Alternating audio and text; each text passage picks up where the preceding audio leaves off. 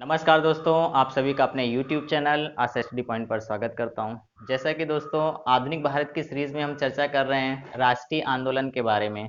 और राष्ट्रीय आंदोलन का जो स्टार्टिंग वीडियो है यानी परिचय का पहले अपलोड किया जा चुका है, जिसमें मैंने आपको बताया था कि टोटल राष्ट्रीय आंदोलन की बात करें हम तो 3 युग के रूप में हम लोगों ने देखा राष्ट्रीय आंदोलन को। पहला वाला मैंने आप सभी को उदारवादी के रूप में बताया, फिर उग्रवादी के रूप में बताया, फिर गांधीवादी युग के।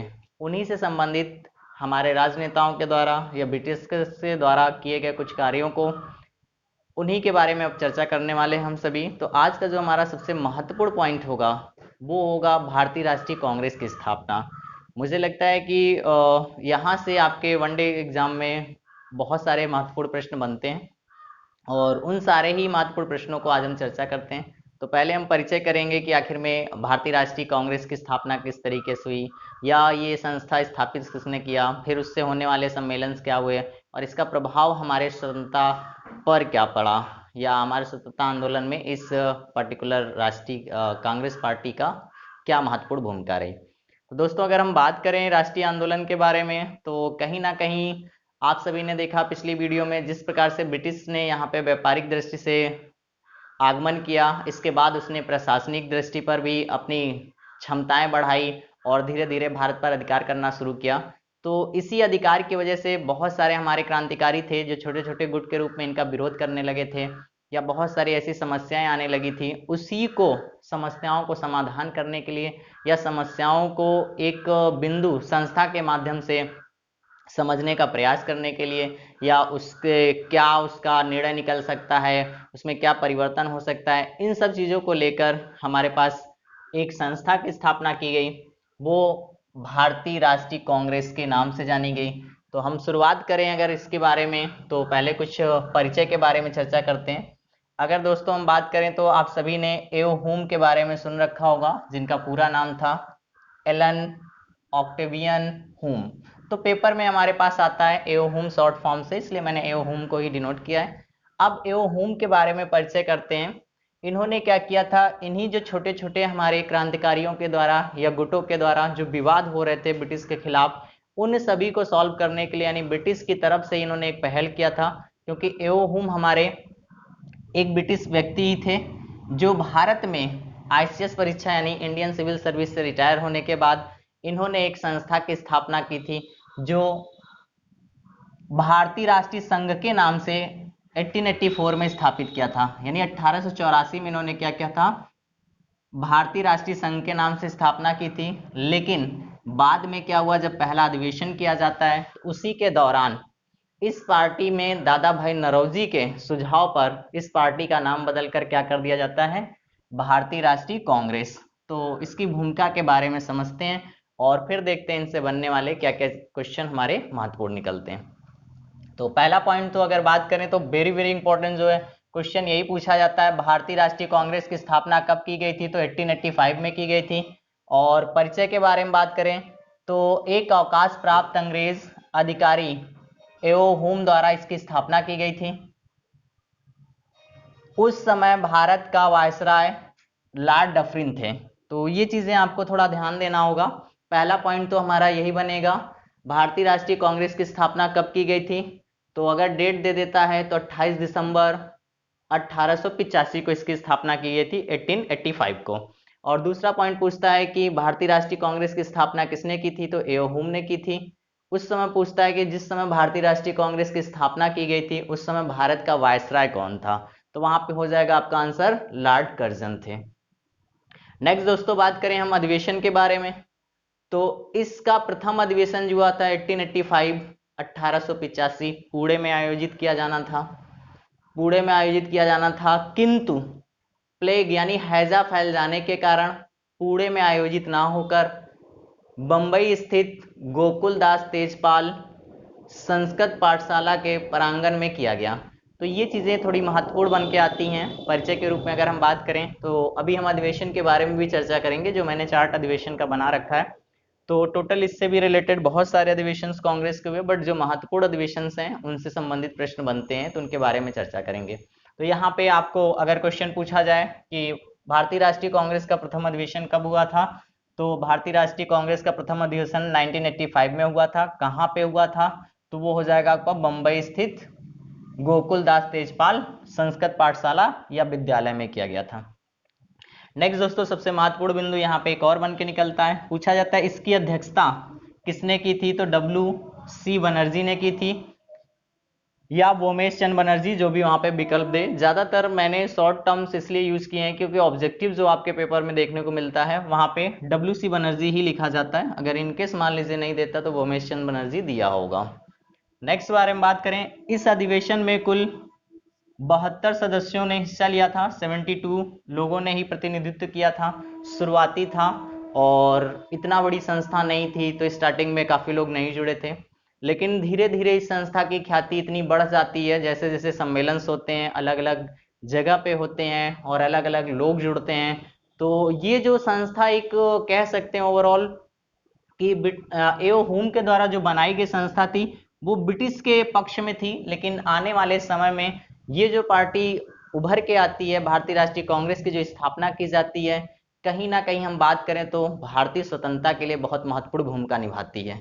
नहीं, शुरुआती दौर पर इनका तो ये मानना था कि ये छोटे छोटे जो गुट बन रहे हैं या दल बने हुए हैं या विवाद हो रहा है ब्रिटिश के खिलाफ, उनको समझा जाए, उनकी समस्याओं को सॉल्व करने के लिए बनाया गया था। लेकिन धीरे धीरे ये संस्था हमारी क्रांतिकारियों के जुड़ने के कारण या हमारे जो भी उसमें प्रतिनिधित्व बनते हैं और जिस तरीके से इस पार्टी का उभार होता है, स्वतंत्रता के बाद भी एक लंबी पार्टी बनी रह जाती है। जैसा कि आप सभी को पता होगा 1947 में जब हमें स्वतंत्रता मिली तो गांधी जी का विचार था कि इस पार्टी को समाप्त करके हम दूसरी पार्टी का गठन करेंगे, लेकिन ऐसा नहीं हुआ। आज भी ये पार्टी भारत में चल रही है। तो चलिए नेक्स्ट पॉइंट के बारे में बात करें दोस्तों, तो यहाँ पे दादा भाई नौरोजी के सुझाव पर भारतीय राष्ट्रीय संघ, मैंने अभी चर्चा किया, जब एओ हुम ने 1884 में स्थापना किया था तो उस समय इस संस्था का नाम था भारतीय राष्ट्रीय संघ, यानी इंडियन नेशनल यूनियन के नाम से इन्होंने स्थापना की थी। लेकिन दादा भाई नौरोजी के सुझाव पर इसका नाम बदल कर दिया गया भारतीय राष्ट्रीय कांग्रेस। तो ये चीजें कुछ परिचय से रिलेटेड थी। एक बार देखिए फिर से महत्वपूर्ण बिंदुओं को हाईलाइट कर लेते हैं। इसकी स्थापना पूछा जाएगा 1885 में किसने किया? एओ हुम ने किया। वायसराय कौन था? लॉर्ड डफरिन थे। पहला अधिवेशन कब बुलाया गया? 1885 में। कहां पर? मुंबई में। पहले पुणे में होना था, लेकिन नहीं होने का कारण प्लेग यानी हैजा फैल जाने के कारण। फिर इसके बाद उसके पहले अध्यक्ष कौन बनाया गया? WC बनर्जी। अधिवेशन में सदस्यों की संख्या इनकेस अगर पूछ लेता तो वो अधिवेशन में 72 सदस्य थे, और कहीं ना कहीं इतने कम सदस्य होने के नाते बहुत सारे हमारे ब्रिटिश या फिर इंडियंस आलोचकों ने भी कुछ शब्द कहे हैं जिसके बारे में भी हम चर्चा करेंगे। तो एक बार महत्वपूर्ण बिंदुओं पे हम चर्चा डालते हैं, तो इसमें कुछ महत्वपूर्ण बिंदुओं को मैंने जो डिनोट किया है इसको अभी हम चर्चा करेंगे। पहले सम्मेलनों को देख लेते हैं, उसके दौरान फिर इन पे चर्चा करते हैं। तो आइए दोस्तों, यहाँ से देखिए कुछ महत्वपूर्ण बिंदु हमारे हैं। अगर हम बात कर रहे हैं भारतीय राष्ट्रीय कांग्रेस की स्थापना की, तो बहुत सारे सम्मेलन हुए, यानी हम कह सकते हैं 54 सम्मेलन हुए थे। तो 54 सम्मेलन ना तो एग्जाम में पूछा जाएगा और ना ही उससे क्वेश्चन रिलेटेड आता है। जो जो महत्वपूर्ण है इसके बारे में चर्चा करते हैं। तो पहला, जैसा कि मैंने आपके चर्चा किया, स्टार्टिंग के आपके 4 ये तो रटे होने चाहिए, और उम्मीद करता हूं इस वीडियो को देखते देखते आपको याद हो जाएगा। यहां से बनने वाले क्या क्या बिंदु हैं इनको भी देखते हैं। चलिए, तो क्वेश्चन पहला आपका, पहला अधिवेशन जो बुलाया गया था कहाँ पे? बंबई में बुलाया गया था। कब बुलाया गया था? 1885 में बुलाया गया था। अध्यक्ष कौन बनाए गए थे? WC बनर्जी बनाए गए थे। मुख्य बिंदु में क्या हुआ था? इसका मुख्य बिंदु रहा 72 प्रतिनिधियों ने ही, 72 प्रतिनिधियों ने ही केवल पार्टिसिपेट किया था, यानी भाग लिया था। तो यहाँ पहला क्वेश्चन ऐसे पूछा जाएगा कि भारतीय राष्ट्रीय कांग्रेस के पहले अध्यक्ष कौन बनाया गया? तो WC बनर्जी। यह ऑब्जेक्टिव आप देख पा रहे होंगे। नेक्स्ट दोस्तों, हम बात करें दूसरा सम्मेलन जो हुआ वो कलकत्ता में हुआ, एक साल बाद 1886 में हुआ। उसके अध्यक्ष कौन बनाए गए? दादा भाई नौरोजी। और उस समय क्या हुआ था? वायसराय, जैसे मैंने चर्चा किया, डफरिन था। तो डफरिन के द्वारा क्या किया था? उद्यान भोजन दिया गया था। ठीक है, तो इस चीज को ध्यान रखना होगा। तो ये जो मुख्य बिंदु है केवल ये नॉलेज के लिए रखें, यहाँ से जहाँ पे क्वेश्चन बनेंगे उसके बारे में चर्चा करेंगे। नेक्स्ट, तीसरा सम्मेलन जो हमारा होता है दोस्तों मद्रास में होता है। समय की बात करें तो 1887 में, और अध्यक्ष जो बनाए गए थे बदरुद्दीन तैयब जी, और प्रथम मुस्लिम अध्यक्ष। देखिए ये सब ऑब्जेक्टिव आपके पेपर में बनेंगे। क्वेश्चन पूछा जाता है कांग्रेस के पहले मुस्लिम अध्यक्ष कौन थे, तो बदरुद्दीन तैयब जी। और यहाँ पे देख पा रहे हैं पार्टी का मेन उद्देश्य क्या, अलग अलग व्यक्तियों को लेना, कोई ईसाई है, कोई मुस्लिम है, कोई जैन है, कोई पारसी है, कोई अंग्रेज है। तो इसका रीजन इतना था कि हर वर्ग को जोड़ना, यानी जो भी चीजें हमारे यहाँ किसी भी तरीके का भारत में विद्रोह चल रहा था या ब्रिटिश के खिलाफ मतभेद था, तो एओ हुम का ये मानना था कि हर जगह पे करके इस पार्टी को बढ़ाना और सबकी समस्याओं का निदान करना, यानी उसको सॉल्व करना। आइए तो नेक्स्ट दोस्तों चर्चा करें। चौथा इलाहाबाद में हुआ था। समय की बात करें 1888 में हुआ था, 1888 में। और अध्यक्ष बनाए गए थे जॉर्ज वुले, और ये प्रथम अंग्रेज अध्यक्ष थे। तो देखिए ये जो क्वेश्चन आपके बनते हैं इस पॉइंट में आपको मिलता जाएगा, तो इसको ध्यान देना होगा आपको, पॉइंट टू पॉइंट समझते रहेंगे तो इस चार्ट के माध्यम से। अधिवेशन है, स्थान है, वर्ष है, अध्यक्ष है, मुख्य बिंदु हैं, सभी तैयार होते जाएंगे। नेक्स्ट दोस्तों बात करें तो स्टार्टिंग के ये चार तो बहुत ही महत्वपूर्ण है। इसके बाद फिर महत्वपूर्ण में आता है 12वें की बात करें तो ये कलकत्ता में बुलाया गया था, 1896 में बुलाया गया था। अध्यक्ष बनाए गए थे रहमतुल्ला सयानी। और यहाँ पे क्या हुआ था, पहली बार वंदे मातरम गाया गया था, तो इसलिए इंपॉर्टेंट है। आप सभी को पता है कि वंदे मातरम हमारा है या राष्ट्रगान या राष्ट्रगीत से रिलेटेड क्वेश्चन बनते हैं। तो वंदे मातरम को पहली बार कब गाया गया था, 1886 कलकत्ता अधिवेशन में गाया गया था। कौन सा अधिवेशन था कांग्रेस का, तो 12वां अधिवेशन था। नेक्स्ट 21वां सम्मेलन वाराणसी में हुआ था 1905 में। अध्यक्ष बनाए गए थे गोपाल कृष्ण गोखले। और इसमें जो महत्वपूर्ण कार्य किया गया था, स्वदेशी बंग भंग आंदोलन का समर्थन।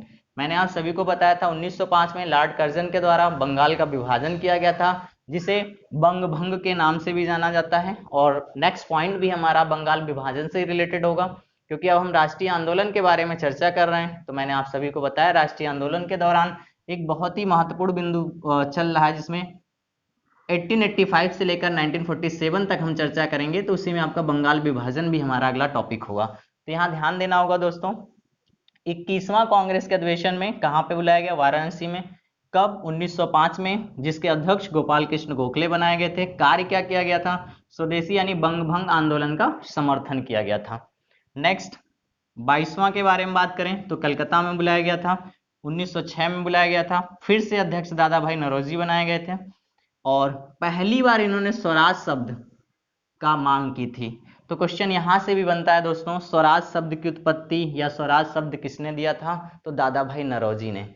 स्वराज हमारा जन्मसिद्ध अधिकार है, मैं इसे लेकर रहूंगा, ये मैंने आपको पिछले वीडियो में बताया था। और कमेंट्स के माध्यम से आप सब बताइए किसका वक्तव्य है, यानी किसके द्वारा कहा गया है। लेकिन यहाँ कंफ्यूजन नहीं होना है, देखिए दोनों अलग अलग चीजें हैं। स्वराज शब्द पूछता है तो आंसर दादा भाई नौरोजी लगाएंगे, लेकिन स्वराज हमारा जन्मसिद्ध अधिकार है, मैं इसे लेकर रहूंगा, ये किसी के द्वारा उक्त पंक्तियां हैं, वो आपको कमेंट्स में बताना है। आप पिछली वीडियो देखे होंगे तो 100% आपको याद होगा। आइए नेक्स्ट चर्चा करते हैं दोस्तों। 23वां सम्मेलन जो होता है हमारा अधिवेशन सूरत में होता है। समय 1907 में होता है। राज बिहारी बोस अध्यक्ष बनाए जाते हैं, और यहाँ पे कांग्रेस का प्रथम विभाजन हो जाता है गरम दल और नरम दल के रूप में। पिछली वीडियो में आप सभी ने देखा होगा कि मैंने आपसे चर्चा किया था, उदारवादी नेताओं का ऐसा नेचर था कि वो हर तरीके से ब्रिटिश के सामने झुकते थे, उनके कहे हुए बातों को ध्यान देते थे। और ये जो हमारे गरम दल और नरम दल में समस्या इसी वजह से होती है, क्योंकि मैंने आप सभी को उग्रवादी नेताओं के भी नाम बताए और उदारवादी नेताओं के भी नाम बताए। जैसे दादा भाई नौरोजी जैसे लोग हैं, ये सभी लोग ऐसे थे जो उदारवादी से संबंधित थे, लेकिन लाला लाजपत राय हो गए, बाल गंगाधर तिलक हो गए, बिपिन चंद्र पाल हो गए, अरविंद घोष, ये लोग उग्र स्वभाव के क्रांतिकारी माने जाते थे, जिसकी वजह से कांग्रेस में विभाजन होता है। तो यहाँ पे ये ध्यान रखना होगा आपको। 1907 के कांग्रेस सूरत विभाजन में क्या होता है, सूरत अधिवेशन में सबसे महत्वपूर्ण कार्य क्या होता है, कांग्रेस का विभाजन गरम दल और नरम दल दो भागों में बंट जाता है। 26वां बात करें हम दोस्तों, अधिवेशन कलकत्ता में बुलाया जाता है 1911 में, और इसके अध्यक्ष बनाए जाते हैं बिशन नारायण धर बनाए जाते हैं। पहली बार जनगण मन गाया जाता है। अभी हम 1911 दिल्ली दरबार में भी इसके बारे में चर्चा करेंगे कि जनगण मन हमारा किसने गाया, किस तरीके से गाया। तो यहाँ याद केवल रखना है, आपसे क्वेश्चन ये पूछा जा सकता है कांग्रेस के किस अधिवेशन में पहली बार जनगण मन गाया गया था, तो वो हो जाएगा आपका 1911 26वां। नेक्स्ट दोस्तों बात करें तो 31वां सम्मेलन लखनऊ में। समय की बात करें 1916 में हुआ था। अध्यक्ष अंबिका चरण मजूमदार बनाए गए थे। कार्य क्या हुआ था, कांग्रेस एक हुई थी, यानी कांग्रेस और मुस्लिम लीग में विवाद हो गया था और दोनों में इसी समर्थन को लेकर यानी समझौता को लेकर यह अधिवेशन बुलाया गया था आपका लखनऊ में, जो जिसमें फिर से कांग्रेस और मुस्लिम लीग एक साथ कार्य करने लगे थे। ये सारी ही घटनाएं अभी आप वन बाय वन देखेंगे। जैसे कि ये कांग्रेस का टॉपिक खत्म होता है, इसके बाद बंगाल विभाजन, मुस्लिम लीग का आंदोलन है, या जो जो हमारे आंदोलन हुए हैं क्रांतिकारियों के द्वारा, नेताओं के द्वारा, उनके बारे में चर्चा करेंगे। नेक्स्ट दोस्तों बात करें, 32वां अधिवेशन कलकत्ता में बुलाया गया, 1917 में बुलाया गया था। एनी बेसेंट अध्यक्ष बनाई गई थी और इसमें कार्य क्या हुआ था, कांग्रेस की पहली महिला अध्यक्ष एनी बेसेंट। तो ये आप बार बार क्वेश्चन पूछा जाता है, कांग्रेस की पहली महिला अध्यक्ष कौन बनी थी, तो एनी बेसेंट बनी थी। किस अधिवेशन के बारे में तो नहीं पूछेगा, लेकिन इतना क्वेश्चन बनता है, कांग्रेस की पहली महिला अध्यक्षा किसे बनाया गया था, एनी बेसेंट को। और पुरुषों में अगर पूछता है तो डब्ल्यूसी बनर्जी हो जाएगा। ये आप वन लाइनर ऑब्जेक्टिव जब देखते होंगे तो ये बहुत सारे महत्वपूर्ण प्रश्न आपके वन बाय वन टॉपिक निकलता चला जा रहा है। चलिए नेक्स्ट दोस्तों चर्चा करें तो अंतिम के बारे में। 54वां जो आपका अधिवेशन होता है वो मेरठ में होता है, 1946 में होता है। उस समय जो अध्यक्ष हमारे रहते हैं जेबी कृपलानी होते हैं, और उसी के दौरान हमारा 1947 में जो सम्मेलन होना रहता है वो नहीं हो पाता है, क्योंकि उसी समय हमें स्वतंत्रता मिल जाती है और जो आपका होने वाला अधिवेशन 1947 का होता है वो रद्द कर दिया जाता है, और उस दौरान जेबी कृपलानी ही अध्यक्ष बने रह जाते हैं। स्वतंत्रता के समय तक अगर अध्यक्ष के बारे में बात करें, कांग्रेस का अध्यक्ष कौन रहता है, तो जेबी कृपलानी रह जाते हैं। तो इस तरीके से दोस्तों चार्ट को आपने देखा, जिसमें आपको पहला, दूसरा, तीसरा, चौथा तो ऑलमोस्ट हर बार एग्जाम में पूछे जाते हैं अक्सर, और इसके साथ में जो इंपॉर्टेंट है उसके बारे में मैंने चर्चा किया है, तो इनको भी थोड़ा सा आप ध्यान रखेंगे तो अगर कोई भी ऑब्जेक्टिव इसके अलावा बनता है तो मिल जाएगा। आइए अब कुछ महत्वपूर्ण बिंदुओं पर प्रकाश डालते हैं। जिस तरीके से मैंने चर्चा किया यहाँ पे, आप सभी ने देखा कि पहला सम्मेलन है, इसमें 72 प्रतिनिधित्व ही कार्य किए। तो इस तरीके से कुछ हमारे ऐसे ब्रिटिश और हमारे कुछ भारतीय थे जिन्होंने इन संस्था को लेकर आलोचना भी करी है, तो उनसे संबंधित कुछ तत्व हैं जिनको देखते हैं। जैसे बाल गंगाधर तिलक के बारे में मैंने अभी आपसे चर्चा किया कि एक उग्रवादी स्वभाव के व्यक्ति थे, क्रांतिकारी थे। तो इनका क्या मांगना था कि भीख मांगने वाली संस्था की उपाधि इन्होंने दी थी कांग्रेस को। उसका रीजन था क्योंकि इनका नेचर उग्र स्वभाव का था और बाकी जो इनके सदस्य इसमें ज्यादातर थे वो सभी क्या थे, उदारवादी थे, और उनके और इनके विचारों में अंतर था। तो उनको ये नहीं लगता था कि इस तरीके से ब्रिटिश हमको आज़ादी देगी या हमारी मांग को पूरा करेगी, तो उन्होंने ये स्टेटमेंट कहा था, भीख मांगने वाली संस्था के नाम से बोला। फिर नेक्स्ट बात करें दोस्तों, तो उस समय डफरिन था जब इस संस्था का गठन किया गया था। तो डफरिन ने कहा सूक्ष्मदर्शी अल्पसंख्यकों की संस्था है। जैसा कि पिछले आपने देखा कि पहले अधिवेशन में केवल 72 प्रतिनिधित्व ही आए थे, शुरुआत था। उसको देखते हुए डफरिन ने कहा ये सफल नहीं होगी, क्योंकि इसमें क्या है, सूक्ष्मदर्शी यानी इनका जो देखने का रवैया है या इनके जो सदस्य हैं उन चीजों को नहीं देख पा रहे हैं। फिर नेक्स्ट आ जाते हैं आपके कर्जन। 1905 में कर्जन का कहना था कांग्रेस अपने पतन की ओर लड़खड़ाती हुई जा रही है। तो यानी जब 1905 में इसने देखा, बंगाल विभाजन किया और फिर आगे देखा कि गरम दल नरम दल में दो कांग्रेस का विभाजन हो जाता है, तो एक प्रकार से ये भी आलोचना करता है कि मैं ये देखना चाहता हूं कि किस तरीके कांग्रेस अपने पतन की ओर जा रही है और मैं इसको बहुत अच्छे से, एक प्रकार का आप कह सकते हैं कि इसका आलोचना तत्व है। तो ये क्वेश्चन भी कई बार पूछा गया है कि ये किसके द्वारा कहा गया है। नेक्स्ट दोस्तों बात करें हम, कांग्रेस की आजादी जनता की आवाज नहीं है, ये फिरोज शाह मेहता द्वारा कहा गया था। क्योंकि जैसा कि मैंने आप सभी को बताया, एओ हुम एक ब्रिटिश व्यक्ति थे जो रिटायर होने के बाद इस संस्था का मेन उद्देश्य उनका यही था कि ये ब्रिटिश के लिए कार्य करें, यानी जो छोटे छोटे दल उभर रहे हैं या ब्रिटिश का विरोध कर रहे हैं, उन सभी के जो भी मांग पत्र हैं उनको स्वीकार किया जाएगा और उनको दबाने का प्रयास किया जाएगा। लेकिन ऐसा नहीं होता है। ये पार्टी हमारे लिए या हमारी क्रांतिकारियों के लिए स्वतंत्रता का एक बहुत बड़ा महत्वपूर्ण भूमिका निभाती। नेक्स्ट बात करें तो कांग्रेस की समाप्ति का सुझाव ये महात्मा गांधी द्वारा दिया गया था। आप सभी ने सुना होगा इस पार्टी का मेन उद्देश्य क्या था, क्योंकि ये ब्रिटिश के द्वारा बनाई हुई पार्टी थी। तो गांधी जी का मानना था इस पार्टी को समाप्त किया जाएगा और एक नई पार्टी स्थापना की जाएगी, जैसे भारतीय जनता पार्टी या इस तरीके से जो भी पार्टियां बनाना था। लेकिन उस समय तक इतनी बड़ी ये संस्था हो चुकी थी, इतना विस्तार हो चुका था, इसको समाप्त करना संभव नहीं हुआ जो आज कार्यरत है। अब दोस्तों आ जाइए कुछ महत्वपूर्ण बिंदुओं पे और चर्चा कर लेते हैं, वन लाइनर प्रश्नों में बनते हैं।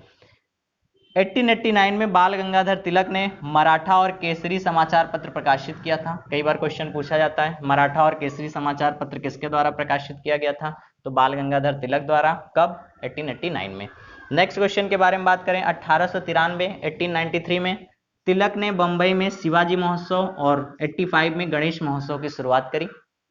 तो कहीं ना कहीं अगर हम बात करें बाल गंगाधर तिलक का, तो इन्होंने क्रांतिकारी के रूप में या एक अच्छे नेता के रूप में बहुत सारे इनके कार्य हैं जो ऑब्जेक्टिव पेपर में पूछे जाते हैं। तो क्वेश्चन कई बार ये भी पूछा गया, तिलक महोत्सव, शिवाजी महोत्सव किसने चलाया था या गणेश महोत्सव किसने शुरू किया था, तो तिलक जी द्वारा।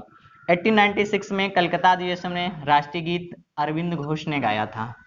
तो अभी मैंने आपसे चर्चा किया कि राष्ट्रीय गीत के बारे में या राष्ट्रीय गान के बारे में यहाँ से भी ऑब्जेक्टिव बनते हैं, तो इसको ध्यान देना होगा आपको।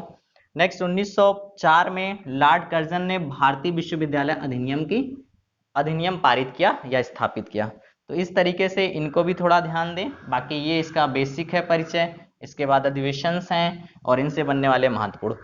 तो उम्मीद करता हूं दोस्तों जो भी आपके भारतीय राष्ट्रीय कांग्रेस की स्थापना से रिलेटेड या इनसे जो भी शिखर सम्मेलन से रिलेटेड हैं, अधिवेशन से रिलेटेड हैं, अध्यक्ष से रिलेटेड हैं, सारी ही इन्फॉर्मेशन इसमें आपको मिल जाएंगी और आप अपने टेक्स्ट बुक से ऑब्जेक्टिव लगाइए। फिर भी अगर कोई प्रश्न बच जाता है तो चैनल के माध्यम से आप उनको भेजिए यानी कमेंट्स करिए और उन प्रश्नों को भी विचार किया जाएगा। धन्यवाद दोस्तों।